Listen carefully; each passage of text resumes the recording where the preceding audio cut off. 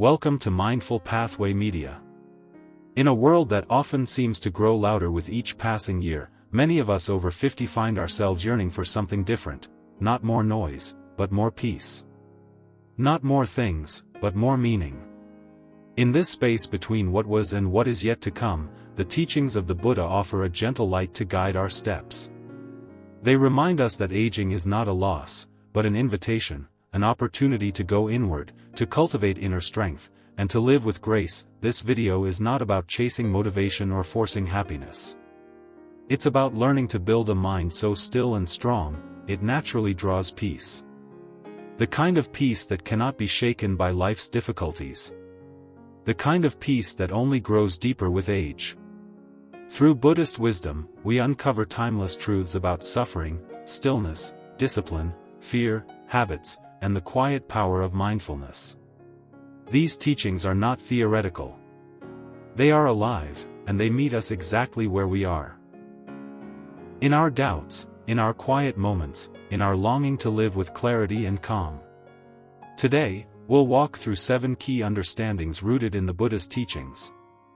You'll discover how suffering can be your teacher, how discipline surpasses fleeting motivation, how quiet strength builds unshakable character, and how simple daily practices can restore your inner peace after 50. All of this, shared in a tone that reflects the Buddha's own approach, calm, compassionate, and focused on liberation. Whether you're here to deepen your mindfulness, find peace of mind, or simply seek a quieter way to be, know this: you are not alone. This path welcomes everyone. And every step you take inwards is a step toward a life of more freedom, more grace, and more joy. As we now enter the first teaching in today's journey, why suffering is not your enemy, but your greatest teacher, let us gently bring our attention to this quiet truth found in the Buddha's first teaching: life contains suffering. Known as the first noble truth, this insight may sound heavy, but it is not a cause for despair, it is a door to freedom. The Buddha used the word dukkha to describe the unsatisfactory nature of life, the aches of aging, the pain of loss, the discomfort of change, and even the subtle dissatisfaction we feel when things aren't quite right. But the mistake we often make is assuming that suffering is a punishment, a flaw in our lives, or something to be avoided at all costs. Yet Buddhist wisdom teaches us something radically different: suffering is not here to destroy us, but to awaken us. When we meet suffering with mindfulness, it becomes one of the greatest spiritual teachers we will ever know. Once there was an old monk who had spent decades in deep meditation, seeking inner peace. A young student came to him, frustrated and broken after the death of his father. The student wept, "Why must we suffer? Why must we lose the ones we love?" The monk did not reply with words.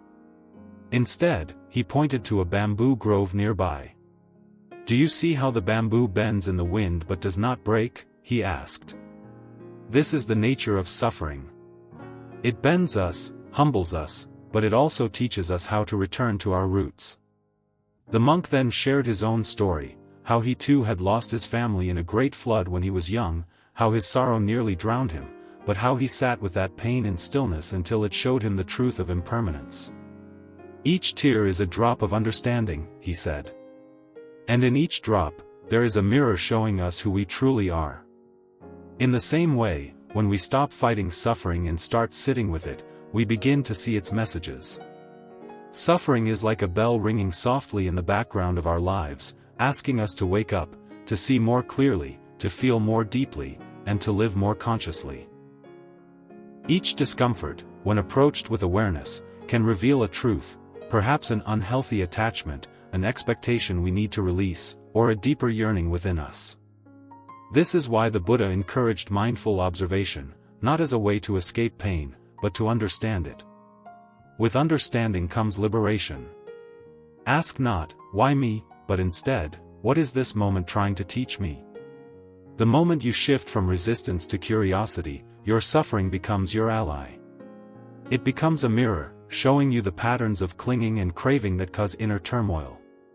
Even the Buddha himself experienced deep suffering. He left behind the comforts of his royal life to face sickness, old age, and death in order to discover the nature of peace. Through this courageous act, he awakened, not by avoiding suffering, but by walking directly through it. In your own life, reflect for a moment. How have loss, failure, or grief shaped your inner landscape? Perhaps they have softened your heart, deepened your compassion, or opened you to spiritual truths. Let go of the belief that suffering makes you weaker. The truth is that the ability to sit calmly in the middle of pain, to breathe with it, and to simply observe, this is a rare and powerful strength. And with time, suffering, like all things, passes. It changes. It transforms. The Buddha reminded us that all things are impermanent. No feeling, no circumstance, no sorrow lasts forever. This gentle understanding, that even suffering is not fixed, brings peace to the mind. When we stop seeing pain as the enemy, we allow it to be what it truly is, a messenger, a guide, a quiet teacher on the path to awakening. Embrace suffering not with fear, but with gentle awareness.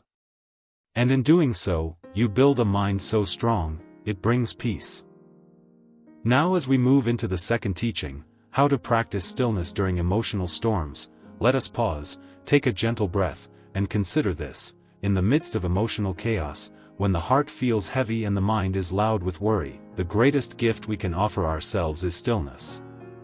Not the kind of stillness that comes from avoidance or suppression, but the deep, grounded stillness that arises from mindful presence. Buddhist wisdom teaches that our suffering often grows not from what is happening, but from our resistance to it, our thoughts pulling us into the past, our fears projecting into the future. Stillness does not mean we escape life's emotional weather, it means we learn to sit quietly beneath the storm, like the earth holding steady beneath the thunderclouds. To understand this more clearly, let's consider the real-life story of Clara, a retired schoolteacher from Michigan who faced one of the most emotionally turbulent periods of her life when she lost her husband of 42 years. For weeks after the funeral, her home felt like a cave of echoes. Each room reminded her of laughter now silenced, of meals once shared, of routines now broken. Clara said the pain would rise like waves, sudden, strong, overwhelming. But one day, instead of reaching for distractions or running from her emotions, she decided to sit quietly in her husband's old reading chair. She lit a small candle. She placed her hand on her heart and simply breathed. One breath in. One breath out. For several minutes, she did nothing but observe. Her grief didn't vanish. But something shifted. Clara later wrote in her journal, "It was the first time I didn't feel like I was drowning. I felt like I had found something deeper than sadness, a quiet place beneath it all." What Clara touched was the power of inner stillness.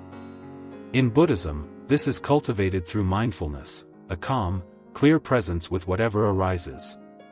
The Buddha taught that when the mind is agitated, we do not try to force peace, instead, we allow space for our emotions to unfold naturally, while anchoring ourselves to the breath.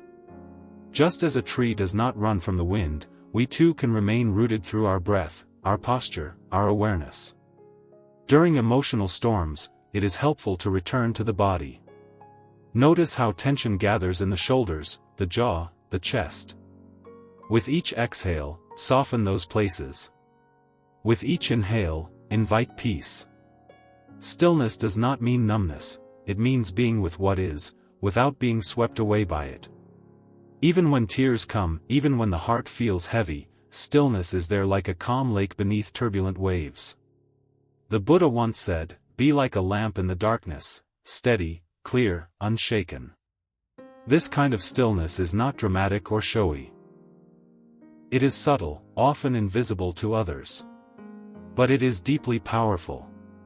It keeps us from reacting in anger, from speaking in haste, from adding fuel to emotional fires.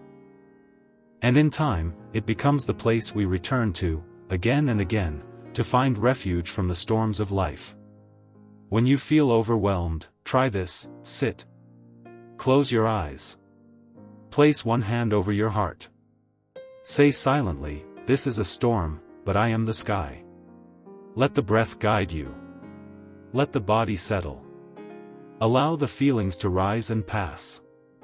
In practicing stillness, you are not ignoring your emotions, you are honoring them with presence. You are letting them move through you without letting them define you. In this way, you build resilience. You train the mind to stay open and steady even when the world feels uncertain. And as the Buddha taught, peace comes from within. Do not seek it without. So let stillness be your anchor. Let it hold you. Let it teach you that, even in the eye of the emotional storm, there is always a calm center, and it lives within your own heart. As we gently move into the third teaching, why discipline is deeper than motivation. Let us sit quietly and reflect on a truth that many discover late in life: motivation, though powerful, is fleeting. It rises with emotion, it fades with discomfort, it is stirred by praise and discouraged by challenge. But discipline, true inner discipline, is steady like a mountain, unmoved by the winds of circumstance. In the Buddhist path, discipline is not forced obedience or harsh self-control, it is the gentle, consistent return to what matters, even when the mind resists. It is the decision to rise each morning and sit in silence, even when the heart feels restless. It is the vow to live with compassion, even when anger arises. The Buddha himself lived this truth. Before his enlightenment, Siddhartha Gautama spent 6 years practicing extreme asceticism, starving his body, denying comfort, believing that suffering would bring awakening. He became so thin his bones showed through his skin, and yet, enlightenment did not come. One day, he collapsed from weakness near the banks of the Naranjara River. A young village girl named Sujata saw him and offered a bowl of milk rice. He accepted it, not as indulgence, but as wisdom. In that moment, Siddhartha realized that self-punishment was not the way. Neither luxury nor deprivation could lead to peace. He rose from the ground, bathed, and sat beneath the Bodhi tree with a new resolve, to follow the middle way, the path of balance, grounded in mindful discipline. For 49 days he remained there, unmoved by temptation, distraction, or fear. And it was through this disciplined stillness that he reached enlightenment. This story teaches us that discipline is not loud, it is not fueled by adrenaline or applause. It is quiet, rooted in commitment to the path, even when no one is watching. In daily life, this might mean choosing a calm response when irritation rises, or returning to the breath when the mind wants to wander. Discipline is the strength to keep walking the path when motivation has long since disappeared. And it is often in those quiet, determined steps that transformation unfolds. As we age, our energy may not be what it once was. We may not feel driven or inspired every day. But we can still choose discipline, and in doing so, we build a mind that is reliable, grounded, and capable of deep peace. Buddhist wisdom reminds us that discipline is an expression of love, for ourselves, for others, and for the truth. It asks, "What do I value?" and answers with action, not impulse. When we rely on motivation, we live at the mercy of mood. When we develop discipline, we live from clarity. The Buddha once said, "Endurance is the most difficult of disciplines, but it is to the one who endures that the final victory comes." In this way, we see that discipline is not about harshness or rigidity. It is a gentle, loving structure that holds us upright when the winds of life blow hard. It is the steady beat of a heart committed to awakening. And it is deeper than motivation because it remains when all else fades. So let us not chase motivation. Let us cultivate discipline, not as a burden, but as a sacred practice, a daily offering to the peace we seek. Let it be simple, a few moments of silence each morning, a kind word when frustration appears, a mindful step, a thoughtful pause. Over time, these acts of discipline shape the mind like water shapes stone. And in their quiet repetition, we discover a strength that does not waver, a strength born not from emotion, but from truth. This is the path the Buddha walked. This is the strength he taught. And it is available to each of us, here and now, no matter our age.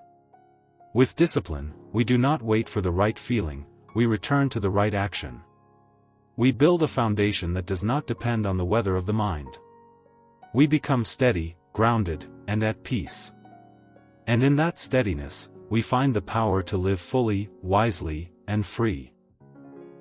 As we gently step into the fourth teaching, how to transform your fear of failure into personal growth, let us take a moment to recognize that fear, especially the fear of failure, is something we all encounter at different stages of life, and particularly as we age and reflect on the paths we've walked or wished we had taken.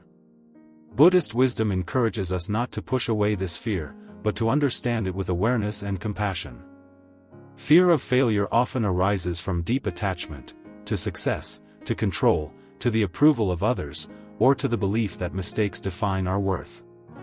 Yet, failure itself is not a punishment or a flaw, it is a mirror that reveals the parts of our mind still caught in expectation and self-judgment.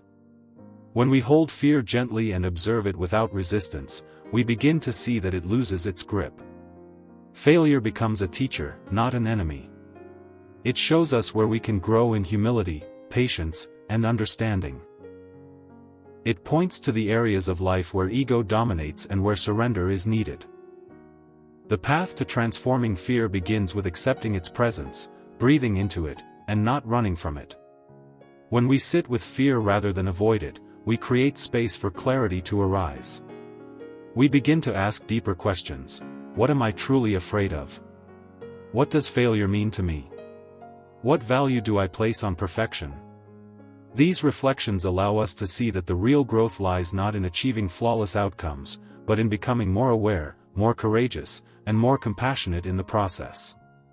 Growth rooted in Buddhist practice is not driven by ambition but by insight.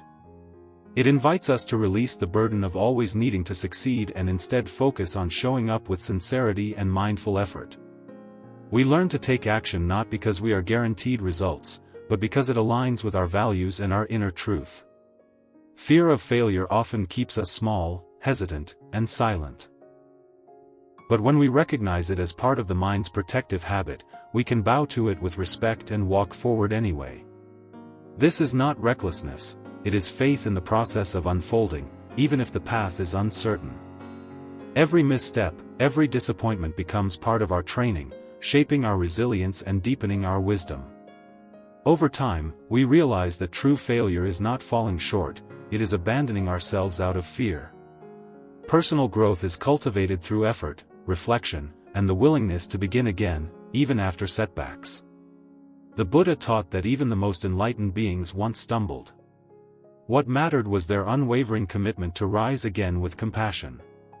When we bring this same gentleness to our own journey, we transform fear into fuel for awakening. We walk with an open heart, unafraid of imperfection, and in doing so, we grow, not away from fear, but through it, with mindfulness as our guide and peace as our destination. As we arrive at the fifth reflection, the surprising truth that true strength is quiet, not loud, it becomes essential to pause and gently question the modern idea of strength that glorifies volume, dominance, and control. In the world around us, we often equate strength with force, argument, power, and external influence. But Buddhist teachings gently invite us to look deeper, to recognize that the deepest strength is not the one that shouts, imposes, or seeks recognition, but the one that remains calm, steady, and inwardly rooted. True strength is the ability to remain peaceful in the face of provocation, to be unmoved by praise or blame, to act with compassion even when misunderstood. It is the power to refrain from reacting impulsively, to respond with silence rather than anger, to walk away without needing to win. This quiet strength often goes unnoticed because it does not perform for approval. Yet, it is the foundation of real inner peace. To understand this truth more intimately, let us reflect on a real Zen story, a story that has inspired countless practitioners for generations. One day, a fierce samurai approached a humble Zen master known for his stillness and insight. The samurai, proud and aggressive, demanded of the master, "Teach me about heaven and hell." The master looked at him calmly and replied with a tone of utter disdain, "Why should I teach a brute like you? You're nothing but a savage, dirty and arrogant." Enraged, the samurai drew his sword, his pride wounded, ready to strike. At that moment, the master quietly said, "That is hell." The samurai paused, stunned.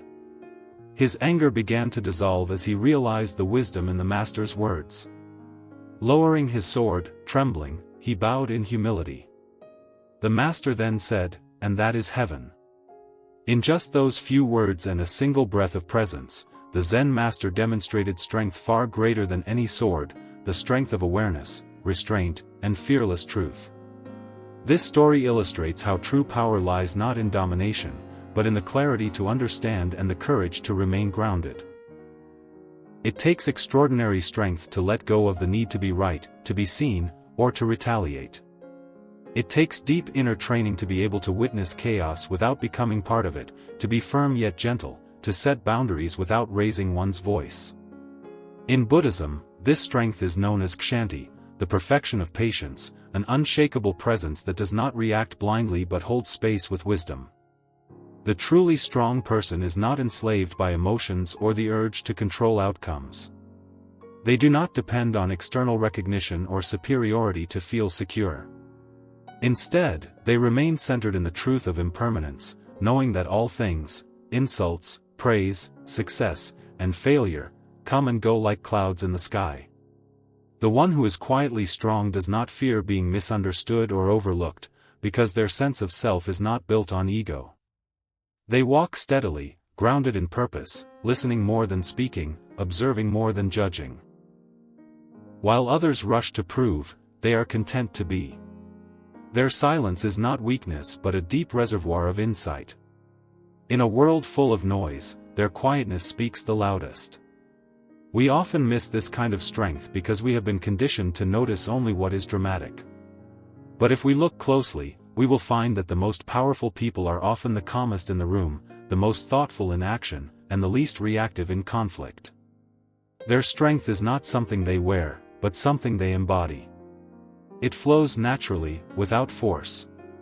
As we age and grow wiser, we are offered the opportunity to shift from outer noise to inner clarity, from fighting to understanding, from proving to simply being. True strength is not found in the clenched fist but in the open palm. It is not in raising the voice, but in lowering the ego. When we embody this quiet strength, we become anchors of peace in a restless world. And in doing so, we fulfill one of the deepest aspirations of the Buddhist path, to live with presence, balance, and unshakable inner freedom. Now let us gently explore the sixth reflection, what habits secretly weaken the mind, and how to release them. Often, we carry subtle mental patterns that drain our inner clarity, cloud our awareness, and disturb our peace, without even realizing it. These habits take root slowly and quietly, making them difficult to notice, yet they deeply affect how we think, feel, and live. One such habit is overthinking, the constant analyzing, anticipating, and replaying of events that leads the mind into restlessness and exhaustion. It creates imaginary problems and prevents us from fully being in the present moment. To release it, practice mindful observation of your thoughts without judgment, gently guiding your awareness back to your breath or body sensations. Another harmful habit is self-criticism. The harsh, repetitive voice in the mind that constantly says, "Not good enough." This weakens self-trust and creates emotional heaviness. To undo this, cultivate self-compassion by replacing inner blame with gentle, truthful reflection and speaking to yourself as you would to a beloved friend. Procrastination is another subtle enemy of mental strength. It grows from fear, avoidance, and the craving for comfort, but it ultimately feeds anxiety and reduces self-confidence. Begin to release this by taking small, intentional actions and focusing on effort rather than perfection. A further draining habit is excessive stimulation, always needing noise, distraction, or digital input. It fragments the mind and makes stillness uncomfortable. To recover, create pockets of silence daily, turn off unnecessary devices, and reconnect with the richness of doing nothing. Holding on to resentment is another silent destroyer of mental energy. It keeps the mind chained to the past and the heart closed. To let go, practice forgiveness not to excuse behavior but to free yourself from the burden of carrying it. Complaining, both internally and externally, is another habit that darkens the mind. It shifts focus to what is lacking and increases dissatisfaction. To release it, train the mind to notice what is good, stable, or peaceful, even in difficult moments. Comparison is yet another weakening force. It breeds jealousy, insecurity, and discontent. The way out is to honor your unique path and see others' success without letting it diminish your worth. Lastly, seeking constant approval from others silently weakens inner stability. It makes the mind dependent on external validation. To overcome this, learn to value your own intentions and live from inner alignment rather than external praise. All these habits can be released through consistent mindfulness, intentional living, and spiritual practice. By quietly identifying and letting go of the patterns that sap our mental energy, we reclaim our clarity, confidence, and peace. The mind becomes lighter, calmer, and more resilient. And as these invisible burdens fall away, what remains is a spacious awareness, strong, still, and awake, able to meet life with balance and dignity.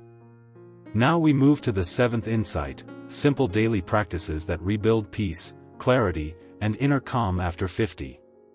In this stage of life, the rush of earlier years begins to slow, and what once seemed urgent now feels less important.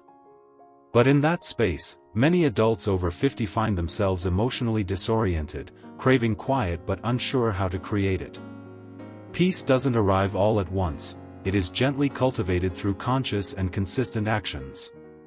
A real story from Michigan offers a gentle example. At age 61, Thomas, a retired middle school teacher, found himself restless and irritable despite having free time for the first time in decades. He felt disconnected, waking up with no structure, distracted by the news, and dwelling on past regrets. One afternoon, while visiting his local library, he came across a book on mindful living. He didn't read it cover to cover but took one idea: starting the day with silence and intention. He began waking at 6 a.m., sitting quietly with his coffee without any media, simply looking at the sky for 10 minutes. This tiny act changed everything. He then added a 5-minute breathing practice, gentle neck stretches, and evening reflections. Over 6 months, he noticed reduced anxiety, better sleep, and deeper satisfaction with simple things. He wasn't chasing peace anymore, he was living it. Thomas's experience is a reminder that we don't need dramatic overhauls to reclaim inner calm, we need rhythm and presence. Begin each morning with a moment of silence, sit near a window, hold a warm drink, and simply observe your surroundings without reacting. Let the day enter you slowly. Then, spend 5 minutes on mindful breathing. Inhale deeply through the nose, hold briefly, and exhale slowly through the mouth. This practice calms the mind, reduces blood pressure, and creates clarity before the noise of the day begins. Engage in light movement. This could be a few gentle yoga stretches, a walk in your yard, or pacing while focusing on your breath. Movement reconnects the mind with the body and keeps energy flowing. Keep a simple journal. Write 3 sentences in the morning: what you feel, what you need, and what you're thankful for. This habit grounds you emotionally and mentally. In the afternoon, pause your activity, step outside or sit in a quiet room for just 5 minutes with no agenda. This reset reduces mental fatigue and promotes mindfulness. Avoid multitasking, especially when eating or listening to someone speak. Give your full attention, and notice how it deepens your experience. Choose 1 hour a day without screens, no phone, TV, or computer. Let your mind breathe without digital interference. Reading a meaningful quote or a few lines from a spiritual book each evening gives the mind noble nourishment and redirects it toward inner growth. In the evening, dim your lights an hour before bed, avoid heavy conversations, and stretch your body gently. Listen to soft instrumental music or nature sounds. These habits signal to your body that it's time to wind down. Throughout the day, speak less and listen more, not only to others but to your own inner state. This builds awareness and inner steadiness. Light incense or a candle not for religious purposes but to create an atmosphere of quiet presence. Scent and soft lights signal the mind to slow down. And most importantly, practice self-forgiveness. speak kindly to yourself when old memories surface or emotions rise. After 50, the mind often revisits the past. Release guilt by reminding yourself, I did the best I could with the awareness I had. These practices are not complicated or expensive. They are quiet, nourishing, and deeply healing. When repeated daily, they become anchors of peace. Life after 50 is not about doing more, but about being more present, more compassionate, and more centered. In these gentle routines, we find clarity not through force, but through flow. Inner calm is not a goal, it is a lifestyle. And when we embrace it, we come home to ourselves. As we gently come to the end of this journey together, let us take a deep breath and reflect on what we've uncovered. These insights are not just words to hear once and forget, they are quiet invitations to shift how we live, how we think, and how we care for ourselves, especially as we move through the sacred years beyond 50. This phase of life is not a slow fading but a powerful unfolding, if we choose to treat it that way. Whether it's transforming the fear of failure, understanding the quiet strength within, releasing habits that secretly drain our minds, or embracing peaceful daily rituals. Each teaching is a seed. And your heart is the soil where those seeds can begin to grow. You may have felt echoes of your own experiences as you listened. Perhaps some ideas sparked a realization or offered comfort, or maybe they brought up questions you've long carried but never voiced. That's beautiful. That means you are present, you are thinking, you are alive in this moment, and that is exactly the kind of awakening we are here to support. Now, we would truly love to hear from you. Please take a few moments to share your thoughts in the comments. What part of this video resonated with you the most?